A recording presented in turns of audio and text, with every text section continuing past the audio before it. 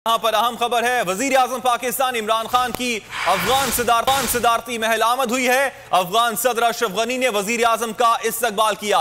वजीर आजम के एजाज में गार्ड ऑफ ऑनर भी पेश किया गया। वजीर आजम और अफगान सदर के दरमियान मुलाकात शुरू हो गई है। मजीद तफसीलात हासिल कर लेते हैं बोल न्यूज के नुमाइंदे शहबाज अहमद से। शहबाज, अपडेट कीजिएगा इस अहम दौरे के हवाले से। वज़ीर आज़म इमरान खान के जो दौरा है अफगानिस्तान है उसका बाकायदा आगाज हो गया है। वज़ीर आज़म इमरान खान अफगान सदारती महल पहुंचे तो अशरफ गनी ने उनका जो है वो इस्तकबाल किया। वज़ीर आज़म इमरान खान के एजाज में गार्ड ऑफ ऑनर पेश किया गया। दोनों जो रहनुमा थे वज़ीर आज़म इमरान खान और अशरफ गनी दोनों ने इसका जो है वो मुआयना किया।